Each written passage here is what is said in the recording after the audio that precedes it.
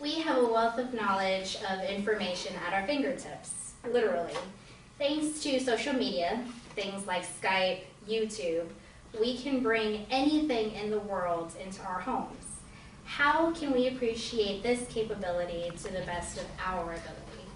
Learning a second language not only exercises your mental and intellectual capabilities, but it can also expose you to something completely different, take you somewhere you've never been. Today's world is a melting pot of cultures. These cultures are a click away. Some may be pretty comfortable with the familiar and just may not realize the benefits that diversity can offer us. I come from a place that has integrated Asian, European, and other Pacific Islander cultures.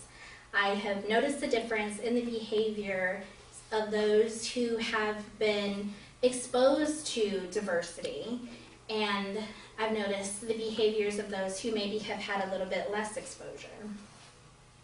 In the next several minutes, we're going to talk about what benefits learning a second language can give us, how it can affect our health, how it can affect our job opportunities, and how it can give us a new view on how we live our lives. Let's start with how it affects our health. So it can actually help our brain stay younger longer. In cognitive benefits in being bilingual, Mariah and Shook report that the processes involved with maintaining and managing these languages can fine-tune our brain, can fine-tune our sensory processes. It taps into something called cognitive reserve, which is the brain's means of using its pathways to enhance functioning during aging. It can help fend off aging and its ensuing decline as it exercises these processes. It keeps the mind sharp. As we exercise something, it becomes stronger and stronger. And studies have actually shown that in bilingual patients, the onset of dementia is slower. They're more resilient to the onset.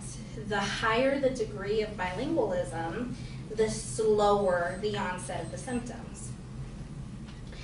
In his article, Why Bilinguals Are Smarter, but Chargy reports on something called executive brain function.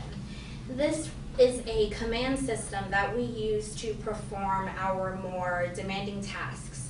Problem solving, filtering out, compartmentalizing our outside distractions so that we're able to stay focused on what's important.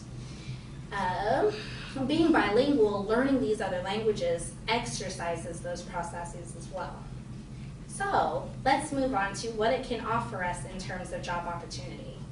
As we've mentioned previously, we live in a very diverse world, and it's just getting more diverse as the years pass. More and more companies, especially in the bigger cities. Now those bigger cities see more of the diversity than maybe what the smaller towns do. And those bigger cities may also offer more of job opportunities. So those companies out there are looking for candidates who are able to speak more than one language. If they can get a hold of these candidates, they may be able to show these foreign companies that they're working with that they're willing to put that extra foot forward, and it may help them get a long-lasting, pretty stable business relationship. Because these candidates can be seen as a benefit to the company, they'll want to keep them on longer. They'll want to entice them to stay longer. So you have your possibilities of job security. You have your advancement opportunities that come with that. Now imagine that you're a doctor. Your patient is frightened and they're anxious. They also don't speak your native language very well. So the circumstances that they're in, they're making these difficulties even worse. Imagine the level of comfort that you would be able to introduce if you could say even a few words in their language. Suddenly the words that they weren't able to think of, they weren't able to describe, it comes a little bit easier now.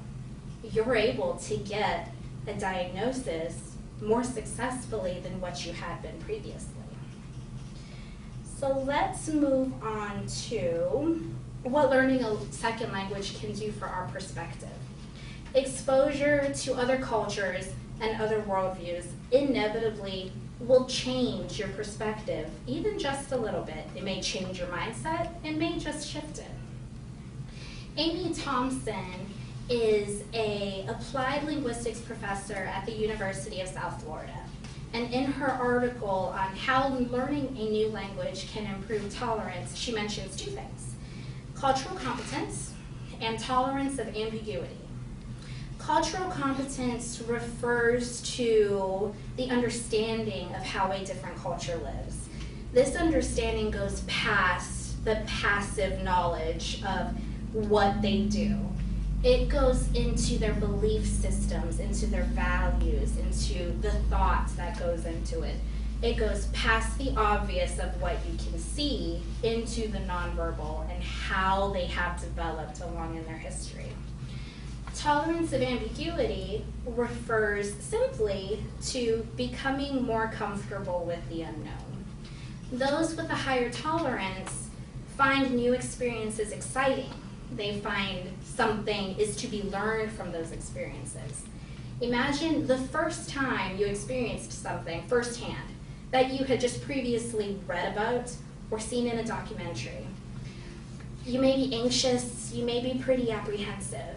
That very first step will show that apprehension, but every step after that may come with a little bit more ease, with a little bit more confidence.